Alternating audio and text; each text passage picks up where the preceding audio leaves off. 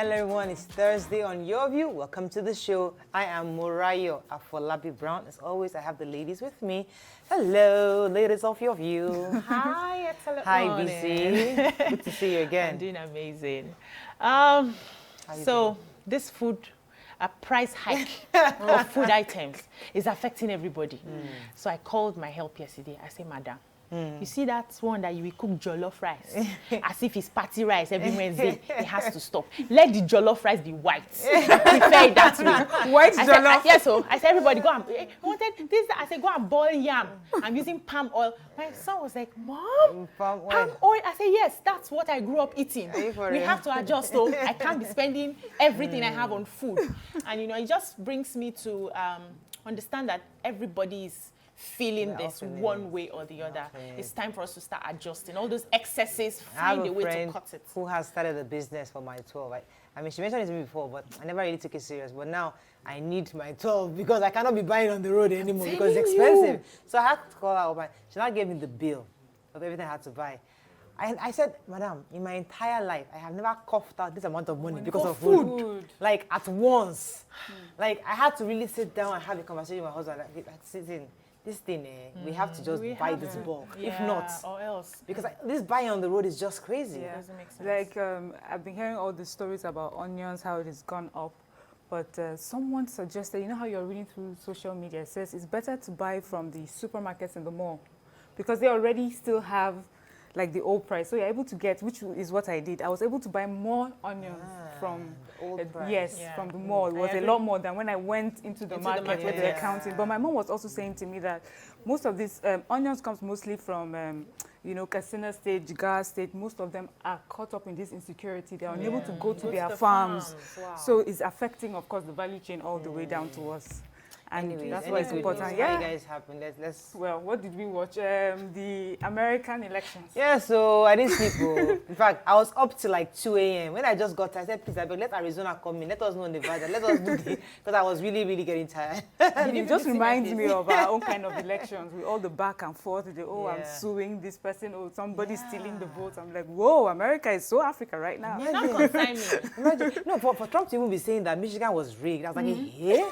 Really? From your mouth, but it's interesting. But hopefully today, I think the numbers look like it's going to the Biden, and we'll get to declaration. Let's talk about Nigerian politics. That's the one that concerns me. I'm telling you. People were saying that let's just focus on our own matter, but there's a lot. You see, my own is that young people shouldn't lose the momentum.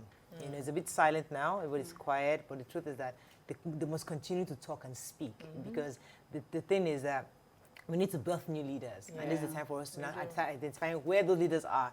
And it's from your posture, the things you say, the things you get involved in, that Nigerians can begin to identify with, okay, this is the person I think can lead us. This is the kind of person I think can take us to the promised land. So this is a good time for us to begin to show. Yes. Yes. You see, I know a lot of people say, well, America is none of my business, right? So many people have families that live there, and somehow it affects us. That's one. Secondly, for me, it also shows the power of people deciding to take their future back. Right. We have heard over the 4 years or the 3+ years that Trump is there, they have constantly complained, and now it seems that they have gone out to try and change the administration. It's pretty close. May I ask a question? Even though it's pretty close, there are more people that have gone out to vote. The mail-in votes, they're quite. I saw a message, what I thought was profound. Somebody said that Biden might win, yes, but I think the numbers have shown that America is obviously very divided. Yeah. So yes, it was like 5 in 10 people you see obviously are voted for Trump almost, and that in itself shows that there's still hate in the land. So yes, Biden wins, but America doesn't change overnight. There's still a lot of hate in that. Yeah, but it teaches us the lesson of using your vote is your power. Right. I understand all of those lessons, but do they sit down and really analyze Nigerian politics like we're doing right now? They're the leader of the world. That's the leader of the free nation. They send us, we are watching your elections. Everything. If you do anything wrong, and yet we're not a priority. Did you see that video? Anything that happens in America affects the entire world. Trust me. They are the leader of the free nation. Let's go on a break. When we come back, we'll talk about our own matter. In our backyard. In our backyard. Stay with us. We'll be right back.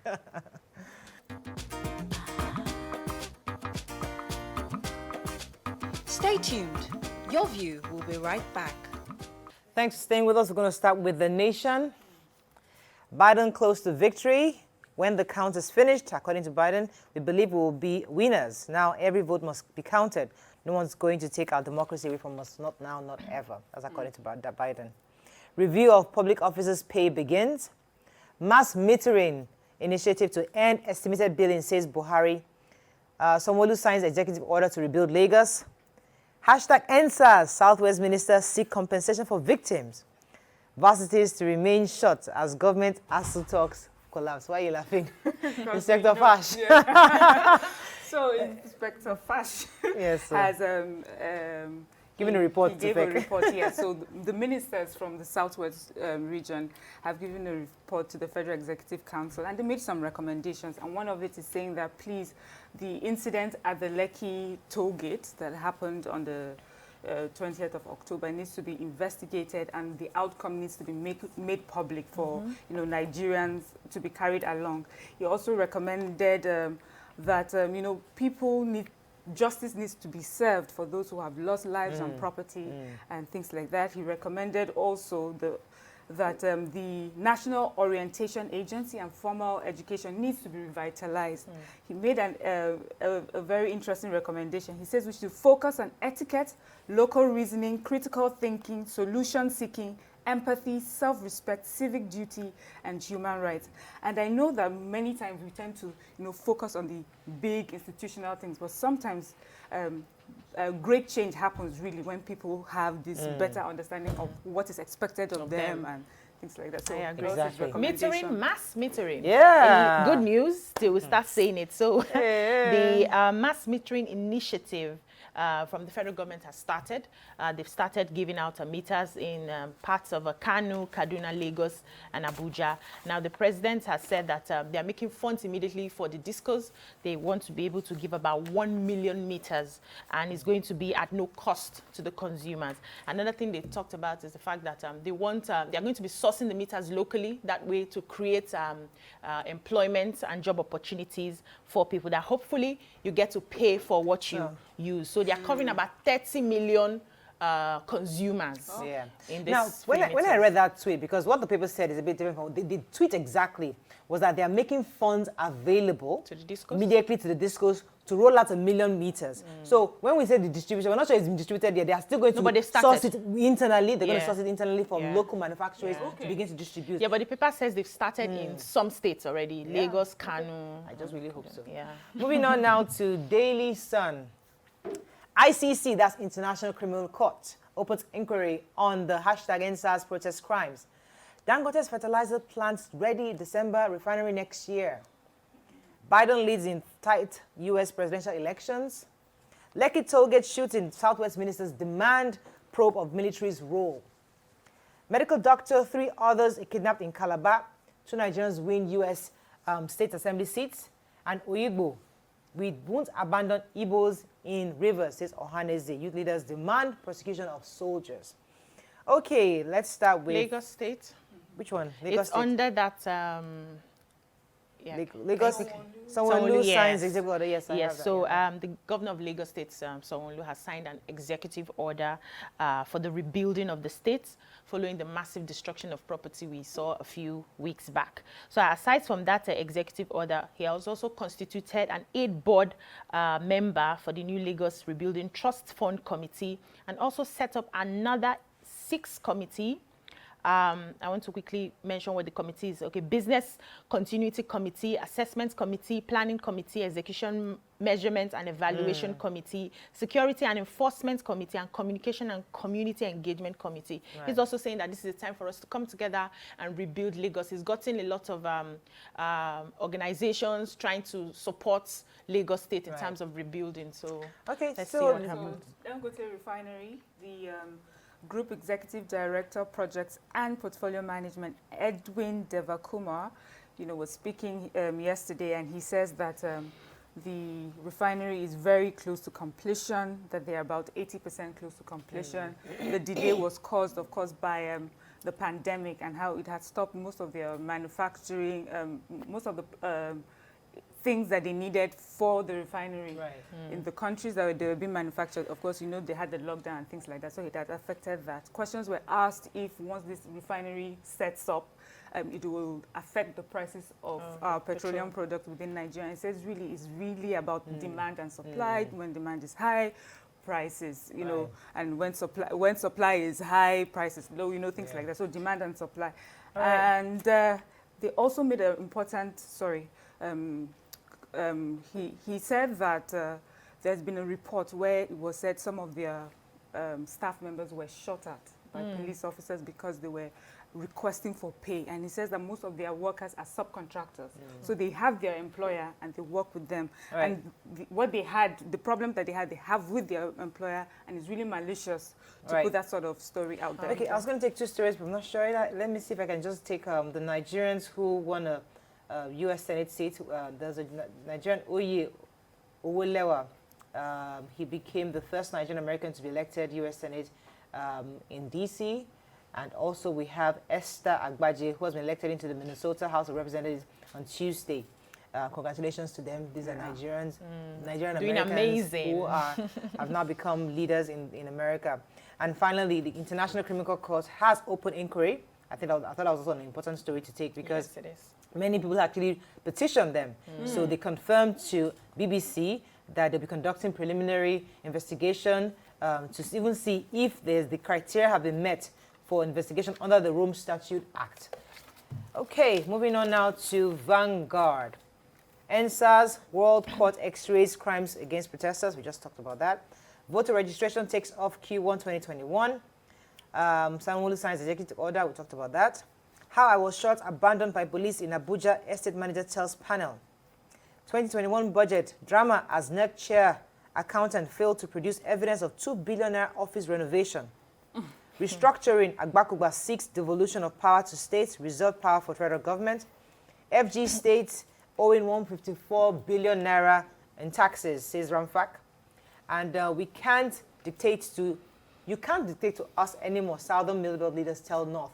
And finally, FG to sell AFAM plant at 105 billion naira today. Okay, which story are we taking? Restructuring. Go ahead. So please. the former president of the Nigerian Bar Association, NBA, Dr. Olisa Agbakuba, he wrote to the Senate, and he was writing what he termed a simple way to restructure Nigeria, and he talked about devolving powers from the federal. So he is saying that the federating states do not really have powers, and a lot of people have talked about restructuring, and talked about federalism, but what kind of federalism are we going to be having? And so he, gave more like a solution, saying that we have 98 items of power, 68 is under the purview of the federal government, and 30 under the states. And even that one under the states, the only way states can get involved is when the federal government has no power or they've not gotten involved with those matters. So he's saying that they should find a way to, he gave out I think people should actually read the article, recommended it, that he's saying that they should find a way to separate those powers and share them according to what the states need. Okay, so we have to wrap up. Yes. Let me just take this one. I think it's very important news. A lot of Nigerians would like to hear. The chairman of INEC, Professor Mahmood Yakubu, was at the Senate and he discussed voters registration, which will start in the first quarter of 2021 and will continue for a year and a half up until 6 months to the election. He's talking about pushing for diaspora and early voting and says they already have a document in place and they just need for the Electoral Act to be amended. And I'm liking this. Yes, and then he's asking, of course, for money because he says INEC cannot be independent if it's not financially independent. So the staff have to be paid and things that they need to do that needs money, they would have enough to do that. All right, there's another important news I had to say. The Minister of Labour was saying that they've approved 50 billion to release to ASU. Remember, they were going back and forth. ASU was saying it's on 100 and something billion, I believe, that they needed for ensuring that they revitalize the universities and also to pay money owed to the staff. So they said 30 billion was approved for ASU and all the other groups under universities, and 20 billion for revitalizing the universities. But ASU was insisting that 30 billion must go exclusively to ASU, the lecturers, because and they didn't want to involve the others. And they're saying, sorry, we can't afford that right now. COVID obviously has taken a toll on the economy. We can't afford. All we have is 50 billion naira. On that note, we end front page review, but we have to celebrate our assistant producer. Today's her birthday. Okpe Shenjobi. Happy birthday, darling. Happy birthday. I love you so much. Let's go on a break. When we come back, we have our guest from WIMBIZ. Stay with us. We'll be right back.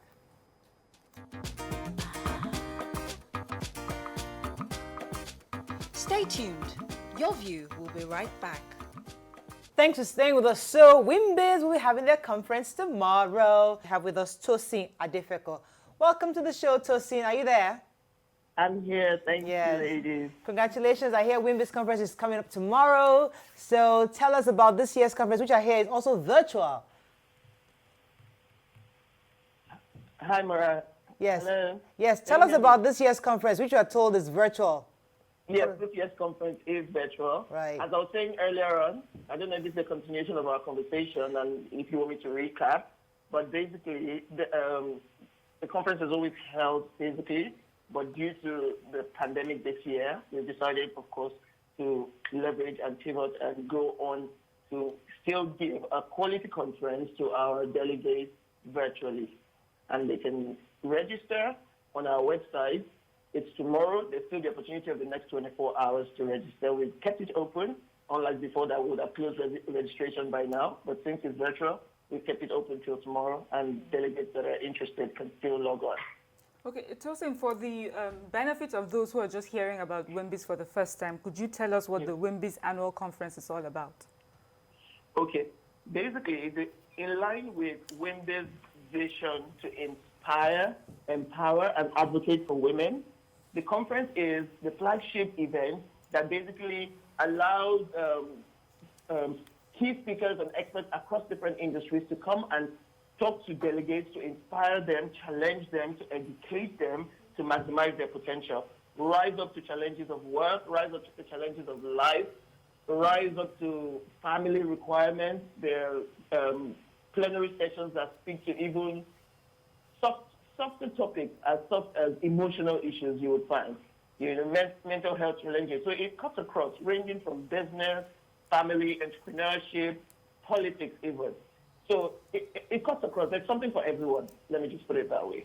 It's a platform for networking as well. Let's not forget that. It's a very major platform for networking and building value-added relationships as well. All right, Ma. So how has the COVID-19 pandemic affected the preparation for this conference, and what should the delegates for this conference expect? Well, of course, we have to consider the fact that the health and safety challenges of COVID will not allow us to congregate, which is why in the first place we're doing it virtually.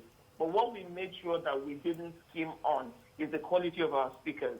It was so important for us that we're able to still put up a lineup of speakers that are relevant, like I was saying earlier, to different aspects of life. This year even presented what I would call more of an opportunity, considering that we're not now restricted to resources that are within our own area of operation. We're now a global world, if you would agree with me. So our speakers are coming from other parts of Africa. We have, I think, international speakers as well. So it's a good opportunity for us, I think. I do not think I would consider it as something that affected us beyond the fact that we're not congregating. Right. Now, one of the key elements of a WIMBIZ conference is networking, the breakout sessions, the debates. How do you plan to do that virtually this year? Believe it or not, everything is happening virtually. The use of technology, you can use it in any way to your advantage. We have our networking session as our first event. You still have the opportunity of, it's a breakfast session. So beyond the fact that we don't have the physical coffee and tea, we've said to our delegates, you can come with it, make your coffee at home, feel free, and still use the opportunity to network online. There are many systems that have been put in place.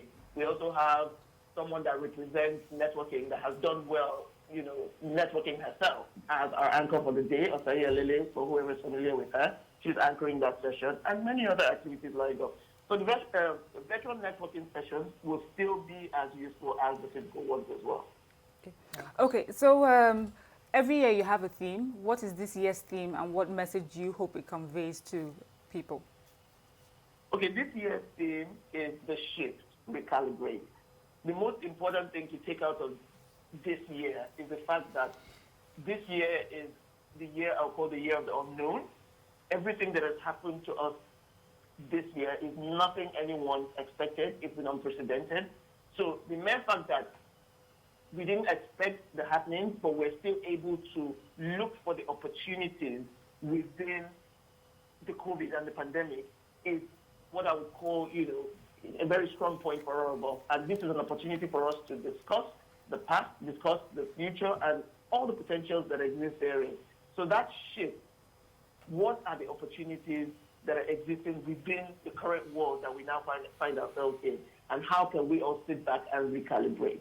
That is the whole essence of this year's conference. And it's been broken down. I don't know how much time I have, or if you wanted to ask another question in that regard, into 2 plenaries and 5 breakout sessions that are also themed along relevant topics. So we have to wrap up now, but just tell us the date, time, and where to register. Okay. The conference is tomorrow. You still have time to register between today and midnight. You can go to www.wimbiz.com and, just follow the instructions thereon. Right. It's very simple, very straightforward. Fantastic. Thank you very much, Tosin, for joining us this morning. We appreciate you being on air with us. Thank you for having me. Right. So that's it on that. We're going to go on a break. It's Thursday's our gisting day. So we have one hot gist that Nigerians are talking about. In fact, there are 2 gists. But in fact, we're not even going on a break anymore. We have to go ahead on this matter because I'm told that we lost a bit of time with the other issues. Now, we're going to start with the conversation on nudity. Somebody had posted a picture. A woman, she's 40 years old, posted a picture, and then people are going at her saying that after 40, is it right for you to be going nude at that age? That nudity at that age is repulsive and disgusting. And others have said, excuse me, she's living her life. Why would anybody try to judge that situation? In the Nigerian context, obviously, we see lots of nude people outside our shores, but in the Nigerian context, is it acceptable? And that's what we're having a conversation. Now, we're not bashing anybody because we're women here, and our objective is not to bash anybody, but it's to discuss the issues surrounding it. So we're not going to mention the person's name. It's not our focus. Our focus is, as a 40-year-old and above or a mature woman, can you still do what you want to do regardless of the society we live in? Can you be all you want to be at any age? That's a real conversation here. And why must the society judge us based on our decisions per time? BC, let me come to you because you're deaconess. Hey, don't play that card, though. Okay, what are your thoughts on this? I don't know. I just feel we are too judgmental.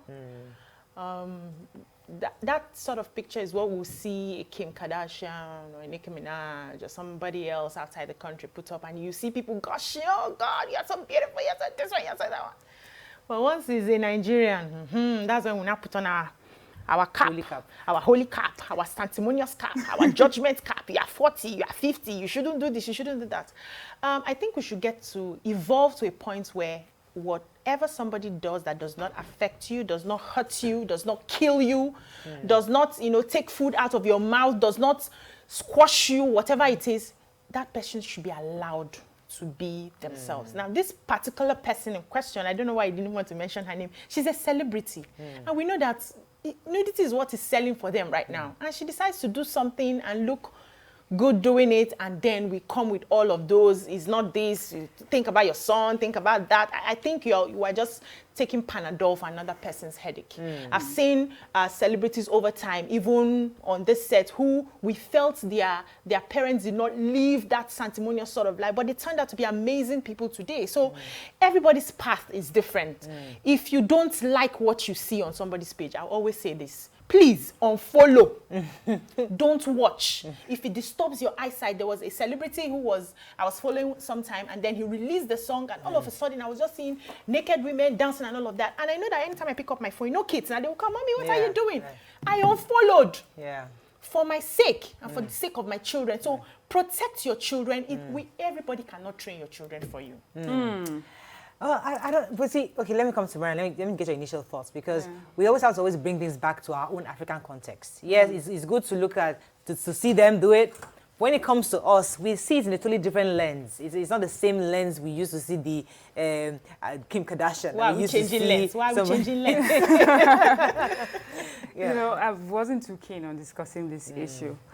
For me, this particular trending topic has two sides to it, and the second side is what I'm most interested in, because I feel we have discussed nudity, semi-nudity, all forms of nudity on this platform in various ways. And I think many Nigerians, even a visitor to Nigeria in 2 days knows exactly how many Nigerians feel about that. The part of this conversation that is important to me is how we view a woman when she's of a particular age. Does beauty stop at 40? Does confidence stop at 40? Are you expected to be, are you expected to diminish yourself because you're 40? Is your body really disgusting at 40? Does a man who's married to his wife for many years, when she turns 40, is he repulsed by her? You know, this is a narrative we hear. There used to be a time when women were ashamed to get to 30. And they have, you know, sort of taking that power back, and they celebrate their 30s with 40, all, 50. You know, all excitement. They have gone on to 40 and they're embracing their age, and they're doing all sorts of fantastic things within this age. We're now hearing 50 is the new 25. Why is it okay for a man to say to a woman that your body is repulsive at 40?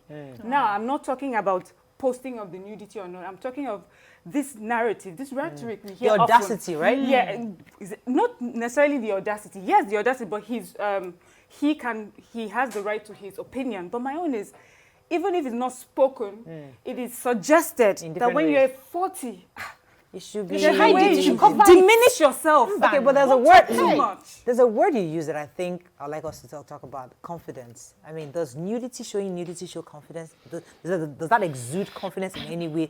That, I think, is something we need to discuss. But let me take this call from Yakub. Yakub, are you there? Thanks for calling. I'm here, Morayo. Good morning. Good to have you on the show. Let me begin by saying I thank to God Almighty Allah that make us to see you once again. And then the entire family of TCC as a whole. Thank you. Because I've been trying to call the program since you come back. I couldn't get through. And then I hope soon you'll go back to the normal numbers. And then because I'm sure we are just manage this one for now. God Almighty Allah to continue to protect us. So I was saying that, Morayo, right. You see, the picture that you are talking about, every one of us saw it. It's unfortunately you say that we shouldn't mention the person's name, which I will not do that. But Morayo, you see, that very particular celebrity, it has a lot of fans. It has a lot of people that follow her. Are you getting it now? If you say that we shouldn't take Panadol for somebody's headache, I don't think it is like that. I don't welcome that, because we are Africa, and then we should be able to send some messages to our children. Because when I saw that picture, Morayo, I said, wow, what is this? I did what Obi said. I unfollow her immediately, because that is not what I also saw on my phone. Thank you and God bless you. Thank you very much. All right, so he has told us that in the African context, and I'd like us to bring that conversation there. Because the truth is that whether we like it or not, that's where we are. Africa. And they say, so when I was talking to somebody about this, he said, nudity is a show of low self-esteem, not confidence. That's what the person felt. That when somebody goes out nude, is a clear sense of, listen, I want your attention. See me, I am here. You need to acknowledge me as being sexy. That's a perception according to this person. But others are saying, no, it's a show of, I'm confident in who I am, in what I am. In my body. In my body. So how do we define nudity in the African context? I think is the direction I would like us to take this conversation. Okay, may I go back to the ancient times? Please do. Where we have different tribes and their different cultural attires. Where we have the maidens who will wear the, what's it called? This one that they will hang here, all the tummy showing, and then they wear a very small one there with the beads and all of that. It didn't go far back enough. Okay. There was a time that there was nothing here. There was even nothing here. Thank you, Miriam. Africa, why is it that when it comes to things like this, we are always cherry picking the one we feel, okay, this one does not suit us, or this one suits us and all of that? If you want to embrace individuality, embrace it. If other people are embracing individuality, let them be. You're not the one to define what Africa is supposed to be for somebody else, because that person is seeing it from another lens, another African lens. Me coming from from a tribe where we only tie white cloth on the chest as our traditional attire. If I tie it here, they will say I'm nude. Yeah. They will say I'm nude. But that is my culture, and it was not influenced by the West. But that was what we met. But do you know that the West, as they are right now, many of them see Africa in admiration of how we've seen our culture. I'm going somewhere. Okay, be going. They admire what we've done so far, because it seems that we are so in a hurry to be like them. Yeah. But they are trying to, they admire us, and they're almost wishing they were more like us. Let me say that in the sense that they see how we respect and carry ourselves. The fact that a Nigerian parent is not worried about my daughter going off the next day to smoke and get nude and do and say that I'm now a... We have values. We have those values that we still uphold there. Yeah. But if we now throw it out in the sense that I'm confident and I can be nude, don't you feel that we're now sending mixed signals to people behind? I'm just trying to have before you jump in, may I quickly say that naturally I don't like to wear clothes. Naturally, it has nothing to do with if it's confidence or anything. If you leave me in my house, I can be like, if I send my kids away, I don't wear clothes. I don't like to wear some things naturally. So if I have an opportunity, if they leave me, I will take that kind of picture. Hey, Jesus it has Christ. nothing to do with what anybody... We will not leave you. Let me take Anna, and I'll come to you, Miriam. Anna, are you there? Thanks for calling. Hi, good morning. Morning. Morning. I enjoy your conversation. Thank you. Anyway, what I want to say, happiness is free. Whatever someone likes to do, you do. I really don't see anything wrong in making yourself happy. I just feel she just wants to be free. She just wants to do what she feels is okay for her. You don't have to force people to dress like all these hijabs from head to toe. Does that make you a Christian or a believer? Sometimes you just have to be free. Allow this air that God gave to you to come in everywhere. Let breeze blow some places. Enjoy it. You understand? Oh, Lord. God is small now. Okay. I think the way we reason in this country is becoming small. That's the problem we have. Every little thing we take it upon ourselves as if we want to kill ourselves. Nothing is here. Thank you. All right, let me go on a break. Let's go on a break. We'll continue this conversation. Stay with us. We'll be right back.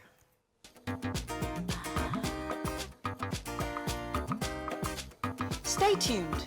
Your view will be right back.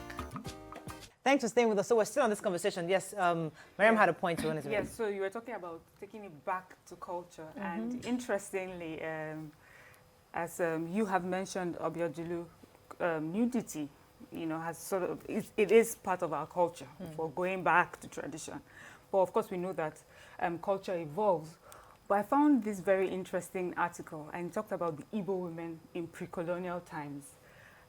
They would go naked for a man who would not take out his manly duties. He would not take care of the house. He's lazy. After he's been warned by different family members, the women in his family and his community, they will strip naked To protest. and protest and call him all sorts of names. They will sing, taunting him and yabbing his manhood and everything to make him to change. So I've always known that nudity is subjective and can be used for many, to pass different messages. And, the About Women's Riot comes to mind, where women stripped naked, to protest for their rights. That was objective. I'm talking about nakedness for... No, there's all, the same thing. I'm getting there. Everything's There's all objective. objective. I'll get you there. I'm starting from culture, since we wanted to go there, because I know every time we talk about nudity, Nigerians run straight to culture. Right. So that is culture. That's a fundamental, that's culture. But over the years, I've seen there's a Hollywood culture. Because to be fair, even abroad, where the celebrities tend to go nude and on social media and their TV, I have seen the narrative where the conservatives find it uncomfortable. But there's a Hollywood culture. And what I find that the message is recently is that women are taking back the narrative that I am beautiful, and it's usually about age, about pregnancy. There was a time where the picture where the woman who is pregnant, she takes a picture, Photo shoot. Does the photo shoot showing her belly, because there was a time a woman's belly was called disgusting. Cover your bump, hide yourself because you're pregnant. So they decided, see, I'm showing this because I'm proud of who I am. Yeah. Women now of a certain age who have worked out, who think that, my body is looking good. Some, it's not about working out. It's like, I love my folds. I love everything that I represent, and I'm confident to show I'll come back to you, Mary, because I wanted to take up on a few issues. But let me take Mary. Mary, are you still there? Hello, Mary. I am. Thanks for calling. Go ahead, please. You're Hello. live. Yeah. Hi. Good morning. Morning. I don't have a problem with, the way you choose to dress. It's all right if you are okay with it. I really don't have a problem with it. But I have a problem when it is on my face. If you say you're confident with yourself and, you are okay with the way you are and you want to take the picture, but not, you don't need to display it. No, we don't all have to see it. So if you said, oh, okay, this is the way I am and I want to be this, then be it. I really don't have a problem with anyhow you want to dress, but I have a problem with it being on my face, So that's what my own issue is. You want to dress, you don't need everyone to see it, you take the picture and you keep it. I really don't need to see it. So there's a problem when, if you play it and everyone is seeing it, my children, they go on my phone and they see that, I have a problem with that. Okay. Thank you. Thank you so much. So there's always there's that part of, how cable TV, you pay for cable, but terrestrial TV is free to air. So they are more regulated because people just turn on the TV and they see this. So, but for cable, you pay for it. You choose to see what you see. So in this kind of situations, what she's saying is that if you're going to post something, make it decent. Now, how do we define decency? Decency to you is different for decency to another person. So these are all relative terms that culture helps us to define. The reason you have your Instagram page is because it's your personal public space. Okay. So if I take a picture and I post it on my page, it's for my fans who like it. And those that don't like it are free to unfollow me. Now, if a blog picks it, probably because I'm a celebrity or whatever it is, and decides to post it on their page, it's their business. You can unfollow that blog if you don't want to see the sort of things that they post. So you saying nobody brings anything to your face. We're the ones going to follow people to look for trouble. But what of social responsibility? I mean, you and I have responsibility, not just our family, but to our fans, to people who look at us, respect us, they regard us, So because of respect for them, there's certain things we won't do. Now, do you think we should hold that we should hold that up with our celebrities too? That, okay, yes, people love you, people respect you, you're the best female singer in the world and we all love you. Because of that, maybe you can actually question the way you do things. You can know how to be modest in certain ways because lots of people are following. Is that a possibility? Okay, so Mariah, the thing is, you're basing this argument on the fact that you think the person thinks what they've done is wrong. On that picture, there were hundreds of thousands of likes. Right. And hundreds of thousands of comments saying to her, well done. Positive. So first of all, the person who has done it felt she's done her social responsibility. To quite a number of people, to a community of people, people of like minds, to a young girl or a 40-year-old who is feeling, I'm getting to 40 and I'm ashamed of my body. I'm not confident. Nice. There is a community. So when you find yourself, you're in another community and you find yourself in this community and you pass. Carry yourself. Because delete yourself. I have seen over time where, remember when we were growing up, men or boys used to put pictures of Madonna, J-Lo on their walls. Yeah. So I know that in Nigeria, it seems the moment she looks like a black person and looks like maybe a BC that he can recognize on the street, no way. We can't take it. But if it's a Madonna far there in America, we don't mind, So maybe we need to start, thinking beyond nudity.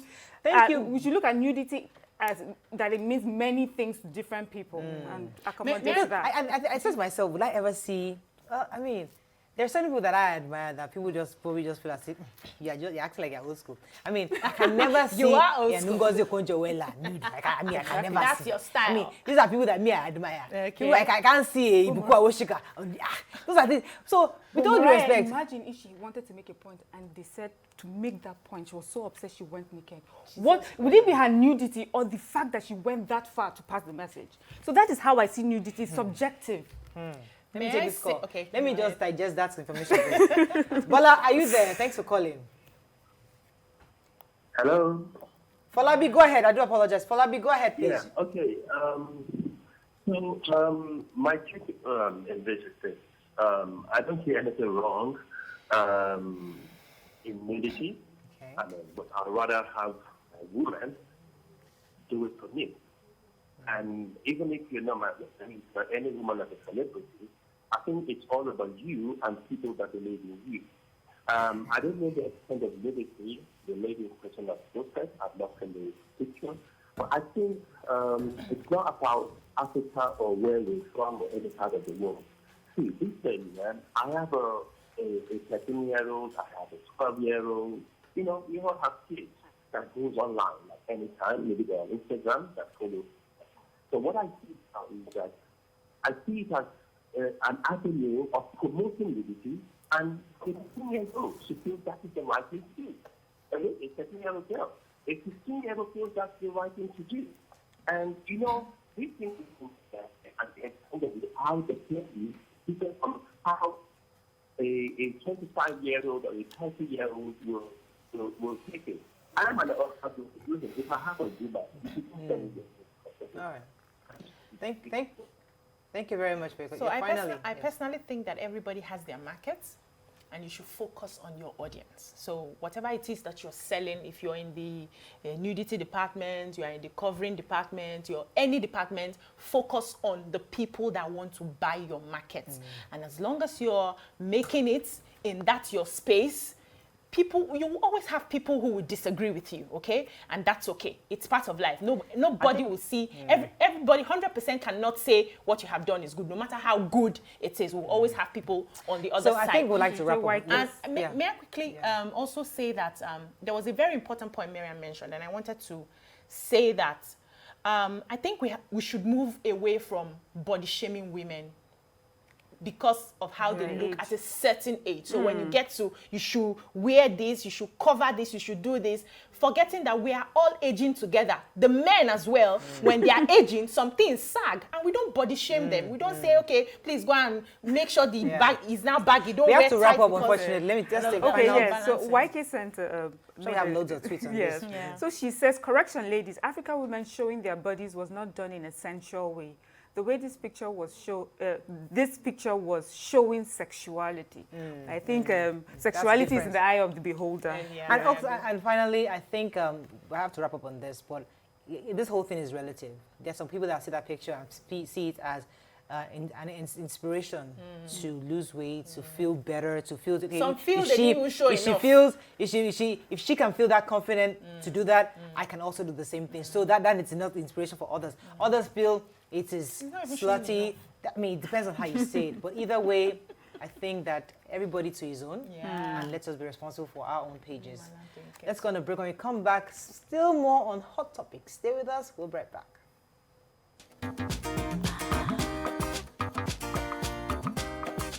Stay tuned. Your view will be right back.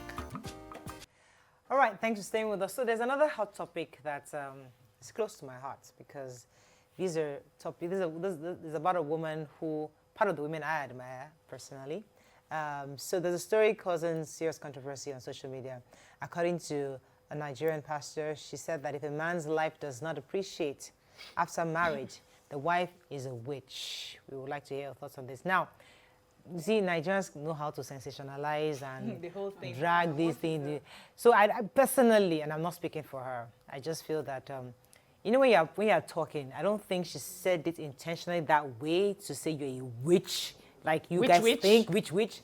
I think what she was just trying to say, or what I took from that conversation is, if your spouse, man, woman, if you're married to somebody, and that their life doesn't get better, check yourself. There's something, it's possible there's something you're doing or not doing right to support that person. That's the message I think she was trying to communicate.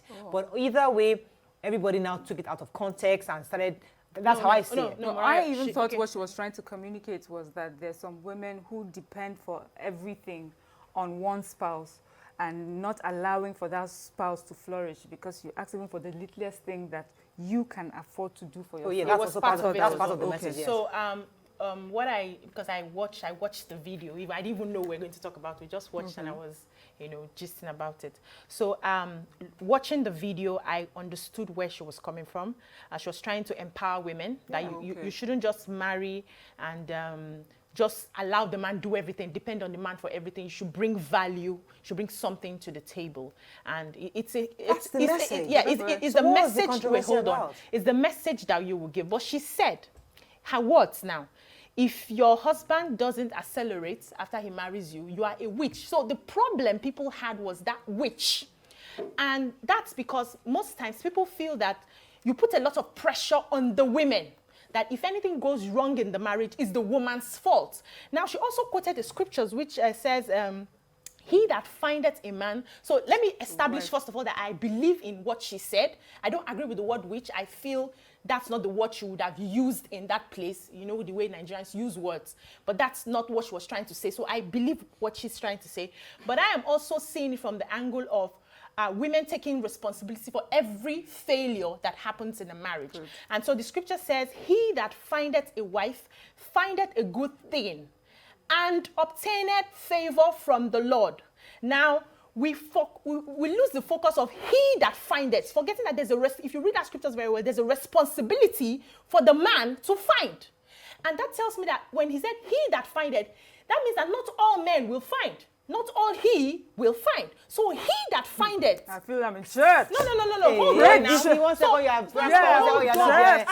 Nudity, clinical, you're not calm down. Let me talk for my sisters here. All right. So we put the responsibility on the failure of the marriage on the woman. And that's why a lot of people came for that. So why are you making it seem that it's me, because they now married me and something doesn't go right, that I'm responsible? You're forgetting that the man has a responsibility to find. So if you go and find somebody that is wrong, that is not the person you are supposed to find, and anything goes wrong, you now blame it on the woman. People should take up their own responsibility. That's what I'm trying to say. Okay, so for me, it's really the conversation about the burden of how the marriage works on the wife or the husband, but mainly because we have this thing we say in Nigeria. We just always assume that if something goes wrong in the home, when there's a divorce, it must have been the woman that caused it. If there's a death, we know of women that are made to drink all sorts of things because they may have caused it. So we are blamed for that. And because, I would say, because she's part of this society, she would need to be careful the sort of message that she's trying to pass. Already women are under so much pressure to come across as doing their best in the marriage. And then you have this woman of God where they can now refer to her and say, you see your life? That's what I was telling you. Even this woman pastor has said, you are the cause of my problems. We see it in Yoruba movies. Your star is dark or something. You know, it's always about the woman. But the truth is, life happens, you know, and it's important. The part of where the woman needs to take up some responsibilities for herself is a crucial and important message. Thank you very much. But in the whole picture, it's a joint effort. And sometimes the failure of a man is because of that man alone. Sometimes it's the combination of bad choices that they have both made. And that's Let me take this call from Germany. Monday. Good morning. Are you there? Thanks for calling. Yeah, good morning. You're live. I'm a first-time caller. Welcome to the show. Yeah, but you're not clapping for me on the screen. We're talking to you directly. We're clapping to you. We've clapped already. Okay, no problem. I'm a first-time caller, and the last time I was watching before this thing happened, you know, so I just said, for this moment, let me just greet everybody. Thank you. Continue. Yes, may God be with us. Amen. Thank you so much. Thank you. You people get out there successfully. Amen. So, no problem. All right. Thank you very much. I just saw that you are sure, you know? Okay. All right. So going back to the topic now. You see, we also been taught that women are natural nurturers. You know, we nurture, we care, I was giving somebody an example the other day that a woman's role is really different from a man. The way man sees world is different from the way we see. My husband went to go and buy an extension box, 3 extension boxes, and I didn't even open the box. I just saw the brand, and I fell in love with it. Oh, this is a fantastic brand. You know, I'm going to go and get more because Grandma liked the box she took, the extension boxes. So I went to the store the next day to buy exactly the same extension box because I saw the brand. I didn't open it. But the moment I saw that brand, I opened it. And that's why I didn't have the individual on buttons for the plugs. Yeah. And I knew I couldn't buy it because I knew that I have children in the house, I have a baby toddler in the house. Immediately I knew that it wasn't happening.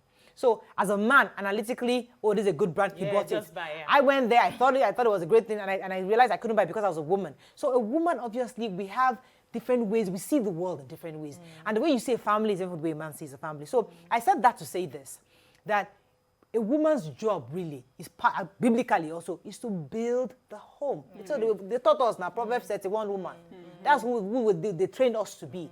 So where she's coming from is that your role is so important. If for anything that marriage is failing, as a woman also, the woman should check. But what the critics are also saying is that, yes, a woman, check yourself. But as you are checking yourself, there is a strong possibility also that men these days have fallen short of what they're supposed to be doing. Of the glory. Also, of that, falling short of their responsibilities Everything too. Joy. So it's now a collective responsibility. Yes. But we must not say because of that, negate the importance or the overriding importance of a woman in a marriage. Okay, so I agree with you. Our roles are spelt out. Our roles are different based on our biology. So the woman is a nurturer, we know that, but she will not nurture in an unconducive environment. She needs a loving environment to nurture.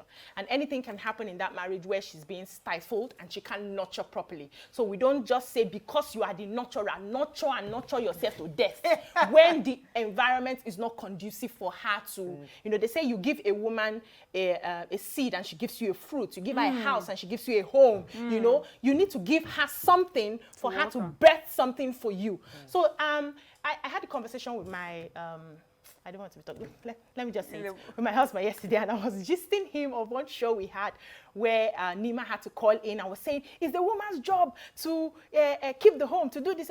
And he was like, yes, I agree. I said, brother, stop it. It's our job together. We are in this together. If I'm putting 100, you are going to be putting 100. You don't give me halfway and feel because it's my job. If anything goes wrong, I should be the one to bear it. If you are not in with me, forget it. It's not going to work. He laughed. I said, you're not taking me serious. I'm very serious. So I think we need to get to that point where we understand that even the scripture said it can two work together except they agree. They must be in agreement. Okay. In order Let me to take this work call well. from Manchester. Bang, Good morning. Are you there? Thanks for calling. You're live. Go ahead, please. I want you to please take a pen and a paper to write this information down. Yes, sir. I so much love the lady on the left-hand side, but she's just talking on her own personal idea, which doesn't reckon with so many things you've discussed. Let us go back to the nudity you talk about. I'm coming to the pastor issue. You cannot, children of nowadays, you cannot judge our culture, tradition, and values with what you do nowadays. You are just copying what the advanced countries are doing. It's out of the culture. And the lady in the middle that says that in the home, where is the history? That people need to nude before they protest. There's nothing like that. It's only individually they just want to do it. Our culture and tradition is valued and is just. Nobody can just say it. Nigerian culture, African culture is right. When you want to nude in your own house, it's value. You can do it and go ahead with it within yourself and your husband. But by the time you step out from your door, it means something else. Here, you can get arrested because you are disturbing public peace. You can get arrested. But only in Nigeria, you turn everything upside down. Here, it's about weather. When they feel so hot, they can move and remove some clothes out, which is justified. But in this cold weather, if you do it, police will advise you, and if you refuse, they will arrest you. How about pastor? So women and men are saying that, oh, you are the one that caused the misfortune of your husband. Let me tell you, go into the Bible. When they brought the prostitute to Jesus Christ, and they said, we caught this woman fornicating, do you know what Jesus was doing? He was just writing on the floor because he knew that the woman cannot fornicate it on her own. It must be a man and a woman. That is what the society is all about. We blame women for what they've been doing with their husband. But husband knew that it is the two of them that need to play the game. In the Bible, it says, reap from my side. That is the woman created for me. Nobody is a bad woman of your choice. every woman a man pick is the right choice. It has been ordained. It has been ordained. All right. The woman you pointed out that you wanted to marry is has been ordained. Yeah. It's only the two of you. You need to work it out and make the family look better. Thank you very much, Thank you very sir. much. I love your show. Have a nice day. We love you Thank too. you. I think on that note, we can wrap up the show. Yeah, I think he ended it he for us. ended Ended very it, well. yeah. But we're not taking I think tweets. I'm going to post that Let's take a few article I saw. tweets, please, because it's not fair not to involve our tweets community. Yes, Let's take a so few So, tweets. Ochulo Adeze says, okay, I think she's replying to someone. She said, how can a Nigerian lady put this out in public and some people are clapping? Age doesn't matter. This is Nigeria. We have a culture and a beautiful fashion sense. Okay, Fine Bob says, I don't get this though. Why are we all on her case and not as mad when it comes to an 8-year-old bride? Oh, yes, we Bilky says, personal views, I don't subscribe to women going nude, whether it's pregnancy or photo shoots. I think there's a level of insecurity that makes people believe they need to show off whatever they've got because they don't need validation. Princess Honey says, okay, I didn't get that right. Dali Yeri says, yes, sis, I've read somewhere that women stripping themselves naked to express displeasure, protest in Africa has deep esoteric, spiritual, traditional undertone. A woman stripping herself naked in protest over the death of her child isn't showing off her boobs and her ass. Sorry, was I supposed to say those 2 words? All right, I think we can wrap up with that. Thank you very much. It's always important for us to wrap up, and I think in wrapping up on this is, the truth is that we've come, see, the NSAS protests have shown us something, that everybody is scrutinized and that we have to guard our utterances. Yeah. So as much as in the past we can say, yes, you're a witch, oh yes, you did this, these days everything we say is going to be used against us. So we have to be very careful. Cautious. I know she did not mean it to insult. Yes. I knew she did, I could tell that she was trying to pass a message. The message. But the days of using certain words have gone. That's how one lawmaker said that the young people are now drug addicts. We have to really, really change the way the words we use must change going forward. That's the bottom line. She meant well, and that's why we didn't want to mention her name. The other lady that went new to, partly new to, these are people that we admire. We don't want to bash them, and that's why we try not to mention their names. We're just taking the lessons from the story to share, and so we can learn from each other. Have a fabulous day. We'll see you tomorrow. Bye for now.